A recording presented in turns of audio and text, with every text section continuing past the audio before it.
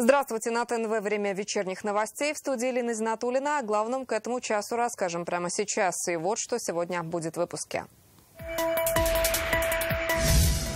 Большая встреча и глубокий разговор. Важно студентов профильных институтов привлекать также к педагогической деятельности. Какие ориентиры развития образования обозначили сегодня на августовском совещании, расскажет Дмитрий Аренин. Школы республики проверяют на пожарную безопасность. По итогам проведения проверок выявлено 80 нарушений на 65 объектах. Какие нарушения выявляют инспекторы и что предстоит исправить, увидел Рузаль Шарипов. О новичках, предсезонных турнирах и потолке зарплат. Я думаю, что мы будем вступать этим составом в сезон. Как Акбарс готовится к новому сезону, расскажет Рамиль Галиулян. Сегодня в Татарстане насыщенный учительский день. С этой даты для тысяч педагогов республики начинается новый учебный год. Именно с августовской конференции дают старт активной работе, намечают вектор развития и ставят новые задачи. Год непростой. 1 сентября по Татарстану за парты сядут рекордные 511 тысяч ребят, 178 тысяч из них в Казани. Этот день начался с подарков. Рустам Минниханов вручил ключи от новых машин районным управлениям образования. В города и деревни разъедутся 49 автомобилей «Лада Веста». Раис Татарстана передал символический ключ главе Минобра Ильсуру Хадиуллину. В последний раз технику для системы образования закупали в 2017 году. За 6 лет авто уже исчерпали ресурс. Как полушутя отметил Раис Республики, приобрести новые машины при ажиотаже по всей стране было нелегко. Помогли так называемые выпускники, выходцы из Татарстана. Понятно, что времена, они непростые, и с доходами, и с источниками. Но самая главная проблема была, оказывается, вот этой модели машины, она очень лимитирована, ее нет. И я позвонил Альберту Анваровичу, я говорю, ты как к учителям относишься? Он говорит, хорошо отношусь. Я говорю, помоги, вот мы хотим сделать подарок для наших заведующих отделов образования. И вот эти машины, значит, находятся здесь и будут представлены вам. Аплодисментами давайте поблагодарим нашего коллегу. Образование – это будущее. Может быть, сегодня мы плоды нашей работы не увидим, но будущее республики вот в том, что и как мы можем сделать для нашего подрастающего поколения. Массу проблем и как их решать сегодня обозначили на августовском совещании работников образования и науки республики. Это нехватка учителей, мест в садиках и школах и знаний потенциальным медалистам. Что с этим делать, Большой педсовет во главе с Рустамом Миннихановым и Минтимером Шаймеевым обсуждал в IT-парке имени Башира Рамеева. Как отметили, в этом году к образованию в стране и республике приковано особое внимание. В России 2023 объявлен годом педагога и наставника, а в Татарстане – годом национальных культур и традиций. О главных тенденциях образования и ключевых заявлениях расскажет Дмитрий Аренин. Перед началом республиканского совещания в фойе IT-парка имени Башира Рамеева развернулась большая выставка. Здесь презентовали образовательные новинки Татарстана. Все представленные стенды Рустам Минниханов осмотрел в сопровождении министра Ильсура Хадиуллина.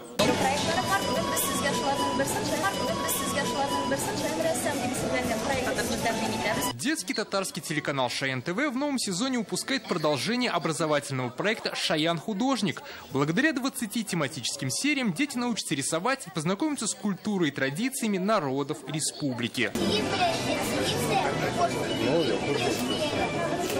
Не только учатся рисовать, но и приобщаются к культуре разных народов, потому что в этом сезоне «Шаян Рассам», а это продолжение уже текущего проекта, в новом сезоне в рамках Года национальных культур мы представляем культуру, традиции, а это могут быть и блюда, и одежда, и элементы костюма разных народов, проживающих на территории Республики Татарстан. Щитык, в котором представлено 3 цвета.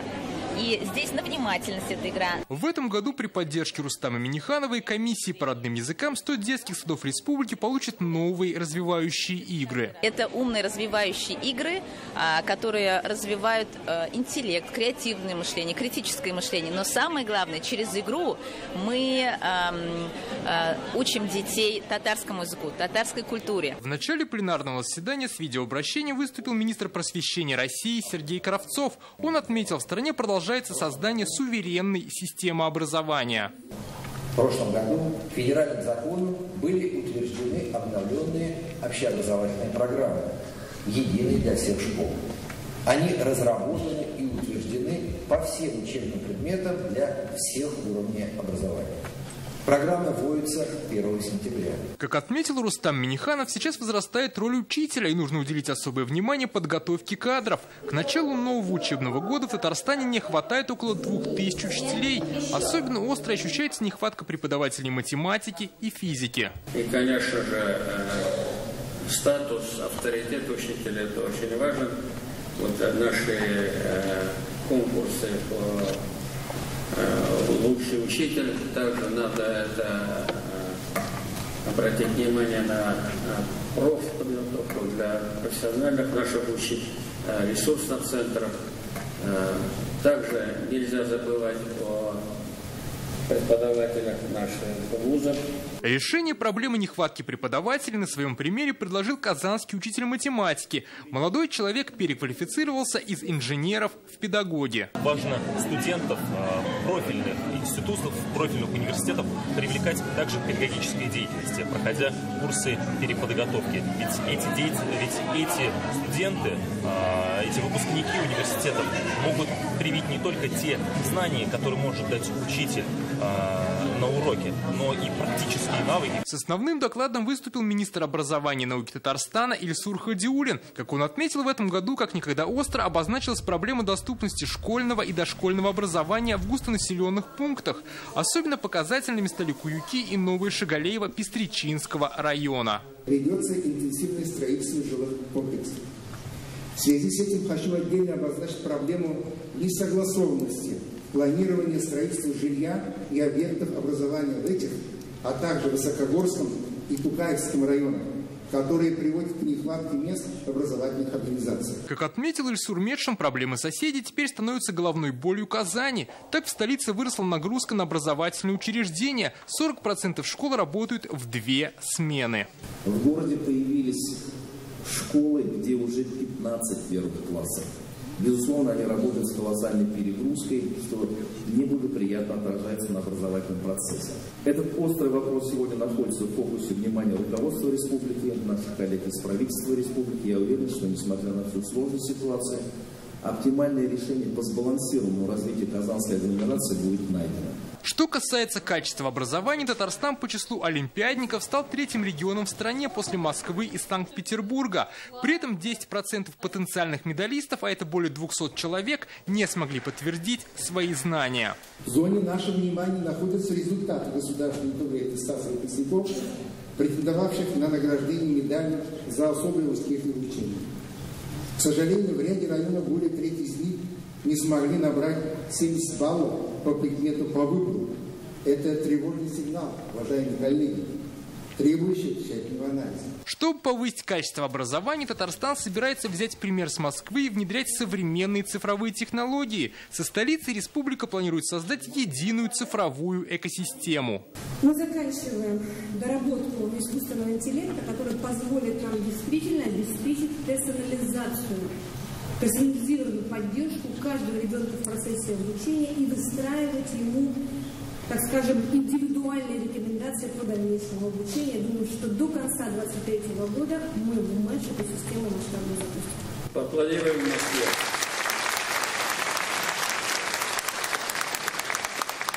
На самом деле это очень серьезное вложение, если бы мы это делали за счет наших средств. Это большие вложения. Москва этот путь прошла и предоставляет нам это безвозмездно. Подводя итог встречи, Рустам Минниханов поблагодарил всех участников за конструктивные предложения и вручил лучшим педагогам государственные награды. Всем крепкого здоровья, слова благодарности за ту работу, которую вы проводите. Ну и наша полная поддержка. Бигзур Ахмад, большое спасибо. Дмитрий Аринин, Адель Мендубаев, ТНВ, Казань. В рамках августовки Рустам Минниханов встретился с выпускниками, набравшими максимальные баллы на ЕГЭ. В этом году по Татарстану это 199 100-бальных результатов. При этом 9 ребят набрали максимум сразу по 2 предметам. Также на встрече участвовали победители международных и всероссийских олимпиад. Сколько из них свяжут свою жизнь с Татарстаном? Какую бы специальность выбрал Раис, если бы поступал в вуз сегодня? И какой главный совет он дал умникам и умницам? Расскажем далее. У меня 200 баллов по химии и биологии. Я поступила в Казанский медицинский университет и очень этому рада. Их большой профессиональный путь только начинается, и главный выбор уже сделан. Ребята определились с вузами. Предварительно 7 из 9 200-бальников Татарстана планируют обучение в Москве и Санкт-Петербурге. Как сложится их жизнь дальше? Рустам Минниханов отметил, потенциал ребят всегда будет востребован на родине. Для нас очень важно, как будет складываться ваша судьба, где вы хотите дальше продолжать свое обучение. Мы должны сохранить с вами наши связи. Конечно, каждый из вас, он востребован для нашей республики. В этом году у татарстанских выпускников 199 100-бальных результатов. Больше всего по литературе и русскому языку. 9 ребят получили максимальный балл сразу по 2 предметам. Мы гордимся вами, обратился к ним Рустам Минниханов. Пожелал, чтобы все, что они задумали, исполнилось, и ответил на вопросы выпускников. Уважаемый Рустам Минниханович, нефтехимия и IT-технологии. Что бы вы сейчас выбрали, если бы планировали поступать в вуз? Я бы выбрал инженерный факультет, куда я поступал. Я никогда не сожалею, что оказался там. И это инженерное образование мне помогает в моей работе, где бы я ни работал. На вопрос, как должна развиваться молодежная политика, Раис республики ответил, пока делается недостаточно. Нужно с детского сада воспитывать молодежь патриотами своего города, своей страны. Не очень позитивно отношусь к тем людям, которые говорят, мне все равно, я человек мира. Я тоже человек мира, это часть взаимоотношений. Но ты должен помнить свои корни, помнить, кто твои предки. Помнить ту землю, где ты выросла. Был вопрос, кого Рустам Минниханов считает своими наставниками. Наставники – это прежде всего твои родители. В детском саду воспитать, в школе, в вузе. Последний мой наставник, конечно, это Шайник. Отвечая на вопрос, как он все успевает, Раис республики посоветовал пораньше вставать и заниматься спортом. Если будешь считать, что 11 часов – это утро, то ничего не получится, сказал Рустам Минниханов. Лина Зинатульна, Давид Абдулин, ТНВ, Казань. К этой теме мы еще вернемся и расскажем, готовы ли школы с точки зрения безопасности к новому учебному году и где живет династия учителей с 5-вековым стажем.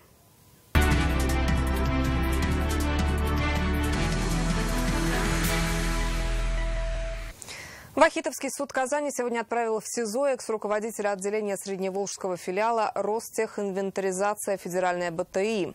Рустама Хасанова обвиняют в мошенничестве в особо крупном размере. Сегодня в суде ему избрали меру пресечения. По версии следствия, с 2015 по 2023 год Рустам Хасанов от имени подконтрольной ему фирмы заключал договоры на выполнение услуг, однако всю работу выполняли сотрудники БТИ. Как сегодня прозвучало на заседании, Рустам Хасанов таким образом мог присвоить более 78 миллионов рублей. Следствие просило суд отправить его в СИЗО, так как, если он останется на свободе, может помешать ходу расследования. Считаю, что избрание более мягкой меры пресечения, чем заключение под стражу, невозможно, поскольку Хасанов, оставаясь на свободе, может скрыться от органов предварительного следствия суда, может уведомить других соучастников преступления о проводимых по уголовному делу следственных действиях. Хасанов просил суд не заключать его под стражу, подчеркнув, что не представляет опасности обществу и скрываться не намерен. Адвокат сообщил, что у его обвиняемого 4 детей и есть заболевания. В итоге суд принял позицию обвинения и отправил мужчину в СИЗО на 1,5 месяца. Сегодня удовлетворено ходатайство следователя об избрании меры пресечения, самой строгой меры пресечения в виде ареста. Мы с этим категорически не согласны, будем обжаловать. Нет ни одного доказательства, что похищена хотя бы 1 копейка из бюджета либо у государственного предприятия. Здесь максимум, о чем может идти речь, что имеется какая-то упущенная выгода, либо недополученный доход. Но данные обстоятельства, они охватываются другим, совершенно иным составом преступления. Жалоб на вывоз мусора меньше не становится. Претензий к регоператорам все так же много. Есть районы, где курсирует всего один мусоровоз.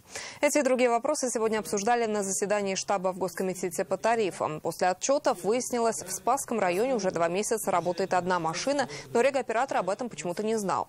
Им докладывают и присылают фотографии с пустыми контейнерами. На деле они перегружены. Похоже, что чистые емкости скорее для декорации. В Альметьевском районе вопрос уже к Гринте. 13 жалоб за июль, основные вывозят отходы не вовремя. Регоператор объясняет это графиком вывоза и складированием крупногабаритных отходов, за которые Гринта не несет ответственности. В казанских поселках проблема с нехваткой контейнерных площадок. Сейчас идет речь о создании специальной муниципальной программы. И сегодня поступило предложение оборудовать площадки камерами видеонаблюдения, следить как за своими, так и за чужими. Вопрос только за чей счет. Где не соблюдается график вывозов, где график, соответственно, мусор не возится с тех районов, да, то есть все это будет принято в тарифном решении. Это основной посыл проведения штаба для выявления данных моментов, то есть для принятия именно объективного, экономически обоснованного решения по тарифам на 2024 год. Ситуацию на водных объектах республики в МЧС называют сверхсложной. Лето оказалось жарким, одновременно десятки тысяч людей отдыхают на берегу, сотни маломерных судов находятся на воде. Как сообщили в ГИМС, есть большой риск утонуть у тех, кто купается, и упасть в воду у тех, кто находится на судне. С начала купального сезона в Татарстане утонули 49 человек, с начала года 62. Основные причины – падения в воду и купание в необорудованном месте. До 25 августа в Татарстане все школы проверят на пожарную безопасность, чтобы 1 сентября здесь состоялись торжественные линейки. Учебные заведения с начала августа проверяют сотрудники Госпожнадзора. Побывали уже в 1000 школ. Выявили 80 нарушений. На какие недочеты чаще всего обращают внимание инспекторы? Успеют ли их устранить за 2 недели? Выяснял Рузаль Шарипов.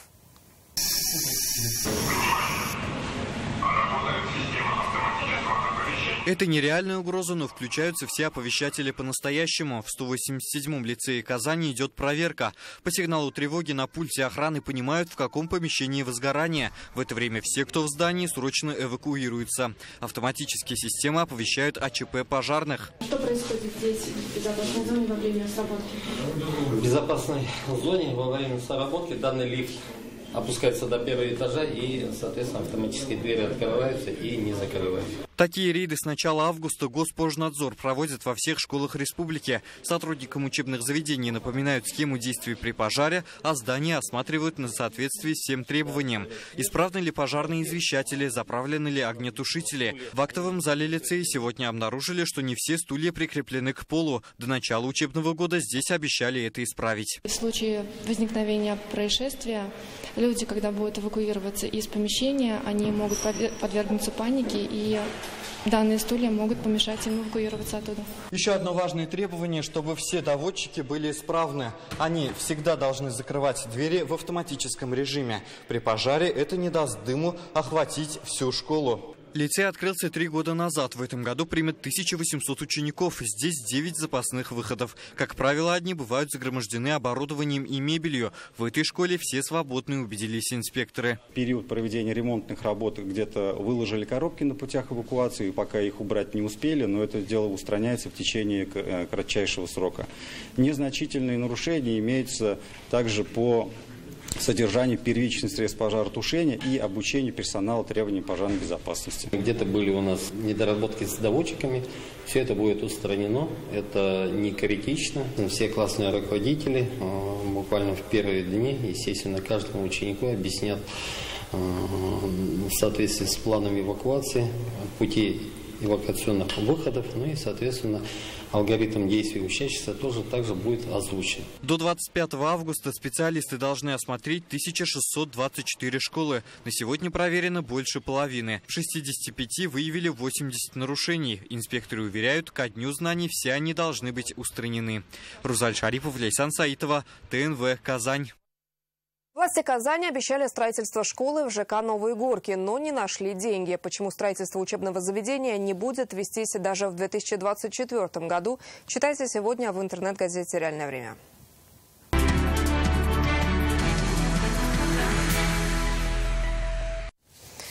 Мы продолжаем нашу специальную рубрику «Своих не бросаем». В ней мы говорим о журналистских репортажах из зоны СВО, показываем видеоматериалы о том, как там живут мирные жители и с какими испытаниями им приходится сталкиваться.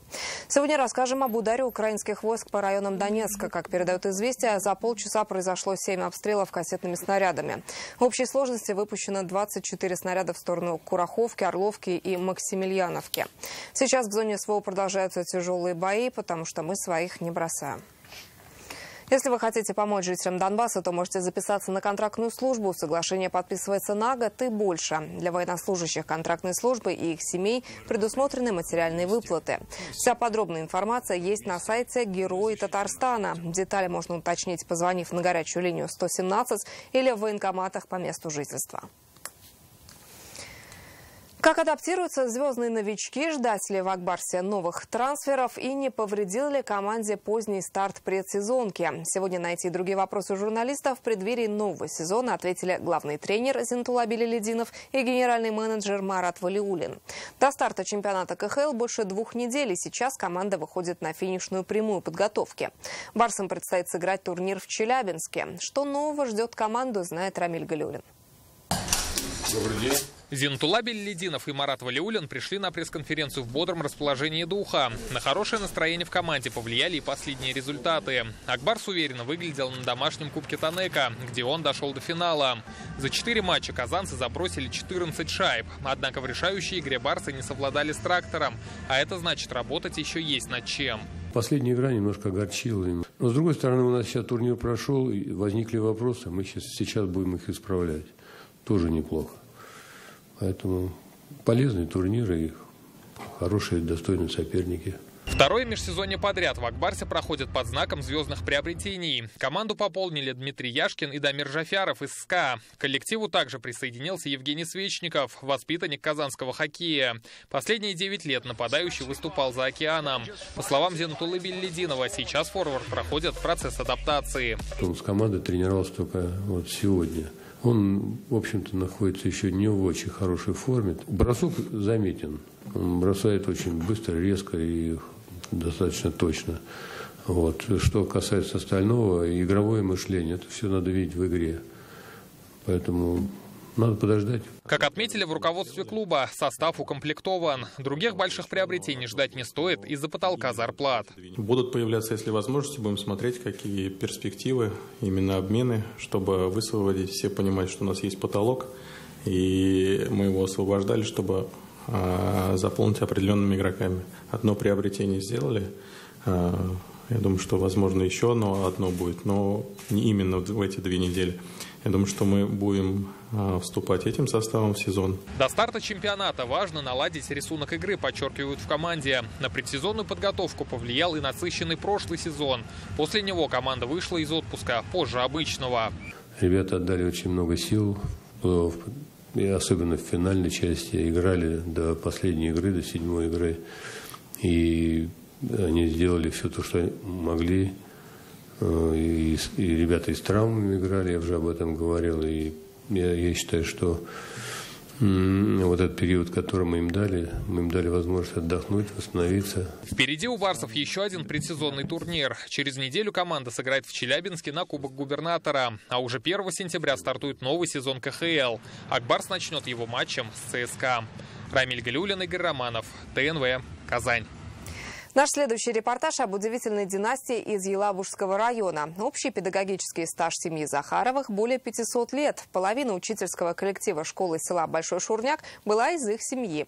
Когда собираются вместе, до сих пор вспоминают, каково это одни и те же лица и дома, и на работе. Для Елабуги, которая славится богатыми педагогическими традициями, это не редкость. О преданности профессии Сирина Васильева. Этот желтый дом в деревне Большой Шурняк знает каждый. В нем проживает семья Захаровых, знаменитая династия преподавателей Елабужского района. Их педагогический стаж превышает 5 веков. Было тяжеловато, но с годами все это сгладилось. Сейчас многие Захаровы в заслуженном отдыхе. Такие встречи в родовом гнезде они шутку называют учительским собранием. Гостеприимная домохозяйка, опытный педагог начальных классов Равиля Бахрамовна делится школьными воспоминаниями. Была строгой, но справедливой учительницей. Самый тяжелый класс – это 1-й, 2-й. И Борис Васильевич, как будь директором, он давал мне всегда первые, вторые классы, потом меня забирал, отдавал молодым. И снова давал мне первый и второй. Я вот ему сейчас уже выговариваю свои все слова. Самый для меня это 3-й, 4-й. Я балдела. Я вообще балдела. Любовалась своими учениками. Сельская школа носит имя их деда Петра Захарова. Он ветеран Великой Отечественной. В честь него здесь установили памятную доску. Захаров Петр Иванович является братом моего деда. Он родился в деревне Большой Шурняк. Потом пошел в армию и встретил войну в 1941 году в Прибалтике командиром танкового оружейного расчета. Мы очень гордимся, что он единственный человек с нашего района, который был награжден 3 орденами славы.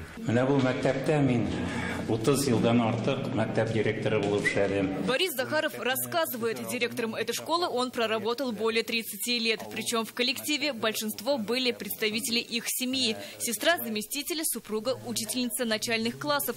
Борис Захаров профессию выбрал по совету отца Василия Захарова. Он и стал основоположником династии преподавателей. Выбор профессии как такового и не обсуждался.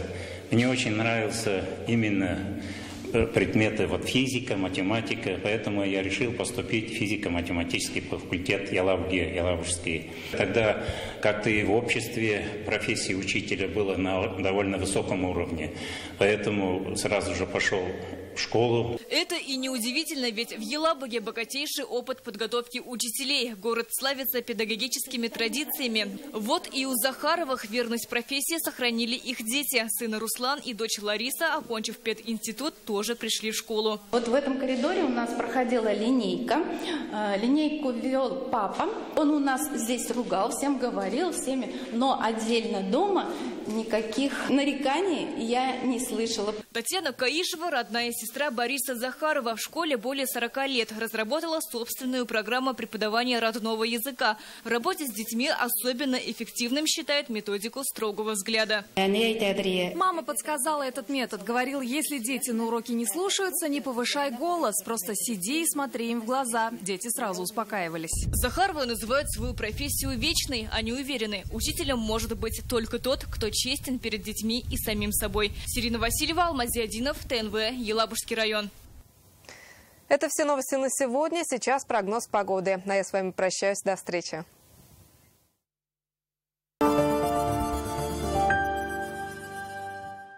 Татарстанский нефтегазохимический форум. 3 дня насыщенной деловой программы и международная выставка Татойл Экспо. Ждем вас с 31 августа по 2 сентября в МВЦ Казань Экспо. Подробности на tatoilexpo.ru. Компания «Луидор» представляет новый седан бизнес-класса Chery Ariza 8. Взрывная динамика, интеллектуальные ассистенты вождения и 5 звезд безопасности. Эффектный, стремительный, впечатляющий Chery Ariza 8 – это премиальный сплав комфорта, элегантности и цифровых технологий. Только в августе у официального дилера «Луидор» Chery Ariza 8 с выгодой до 465 тысяч рублей. Подробности по телефону 8 800 2002 402. Покупаешь в аптеках «Фармленд»? Там же миллион подарков! Зайди в «Фармленд» и узнай, какой подарок тебя ждет. «Фармленд». Спасибо за подарок. На гонках всегда интересно, кто придет первым, но на перекрестке важнее, кто в какой последовательности начнет движение. Разберемся вместе. Дорожные знаки приоритета устанавливают очередность проезда перекрестков, пересечения проезжих частей или узких участков дороги. На перекрестке неравнозначных дорог водитель транспортного средства, движущегося по второстепенной дороге, должен уступить дорогу транспортным средствам, приближающимся по главной, независимо от направления их дальнейшего движения. На перекрестке равнозначных дорог водитель безрельсового транспортного средства обязан уступить дорогу транспортным средствам, приближающимся справа. На таких перекрестках трамвай имеет преимущество перед безрельсовыми транспортными средствами, независимо от направления его движения. Перекресток, где очередность движения определяется сигналами светофора или регулировщика, считается регулируемым. При повороте налево или развороте по зеленому сигналу светофора водитель безрельсового транспортного средства обязан уступить дорогу транспортным средствам, движущимся со встречного направления прямо или направо. В связи с расширением медицинских услуг санаторно-оздоровительный комплекс «Иволга», город Бавлы, требуется врач-физиотерапевт, врач функциональной диагностики, врач по лечебной физкультуре, врач мануальной терапии, врач-рефлексотерапевт, врач-травматолог-ортопед, врач-терапевт, врач-диетолог, врач-косметолог. Полный социальный пакет. Телефон в Бавлах 40668.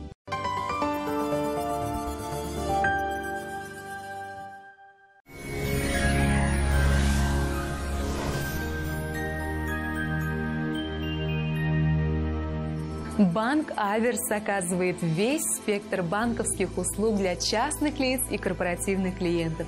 Для бизнеса банк предлагает услуги по расчетно-кассовому обслуживанию, кредитованию, банковские гарантии и продукты с возможностью эффективно размещать свободные денежные средства.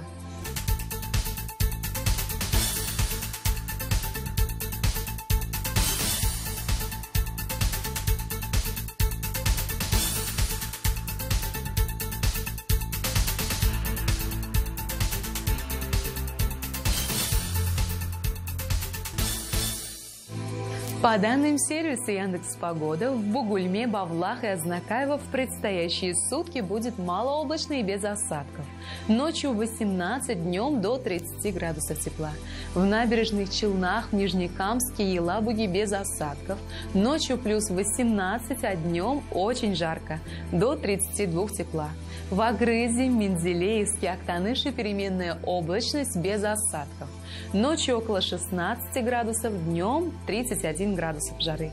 В Арске, Кукмаре, Балтаси будет ясно и без осадков. В ночные часы 18 градусов тепла, а днем 31 градус со знаком плюс. Без осадков в Болгре, Дрожжином, Буинске. Температура ночью около 19 градусов тепла, а днем потеплеет до 29 градусов выше 0. В Альметьевске, Чистополе, Мамадыше ясно и без осадков. В ночные часы плюс 18, днем 32 градуса. В пятницу будет очень жарко, а после жара пойдет на спад. В Казани ожидается малооблачная погода без осадков. Ночью воздух прогреется до 20 градусов тепла, а днем до 31 градуса со знаком плюс. Ветер северо-восточный умеренный. Атмосферное давление и влажность воздуха в норме. Магнитное поле Земли спокойное. Оставайтесь с нами на ТНВ и берегите себя.